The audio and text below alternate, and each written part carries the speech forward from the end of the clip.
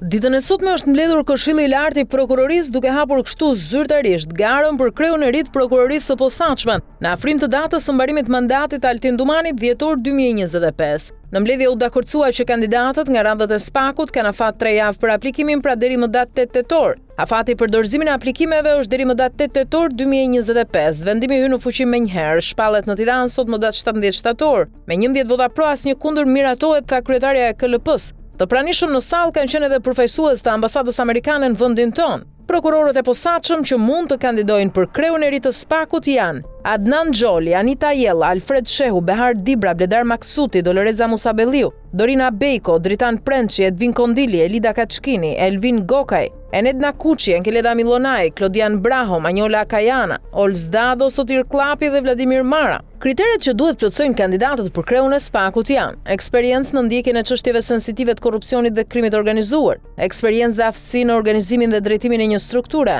eksperiencë në hartimin e miratimin e rregulloreve administrative, eksperiencë në çështje të cilat kanë marrë vëmendje të lartë publike dhe ndërveprim me median, aftësitë në drejtimin efektiv të burimeve njerëzore, vizion ose plan i besueshëm për organizimin e prokurorisë posaçme si një institucion funksional dhe efektiv, imazh publik i karrierës së tij apo saj si prokuror. Ashtu siç parashikohet dhe me ligj, gara është hapur 3 muaj përpara përfundimit të mandatit të kryeprokurorit Altin Dumani, i cili është zgjedhur për të qenë në krye të prokurorisë së posaçme më 18 dhjetor 2022. Dumani është drejtuesi i dytë i prokurorisë së posaçme që u zgjodh pas përfundimit të mandatit të Arben Krajës, i cili ishte i pari pas krijimit të prokurorisë së posaçme. Pas lënies së këtij posti, ai do të ushtrojë detyrën si prokuror i posaçëm i kësaj strukture deri në përfundim të mandatit 9 vjeçar. Arben Kraja u zgjodh si drejtues i pari SPAK-ut në dhjetor 2019, ndërsa Altin Dumani në dhjetor 2022. Dumani e mori drejtimin në një moment ku pritshmëritë e publikut ishin rritur ndjeshëm dhe presioni ndërkombëtar për rezultate konkrete ndaj korrupsionit në nivelet e larta ishte më i fortë se kurrë.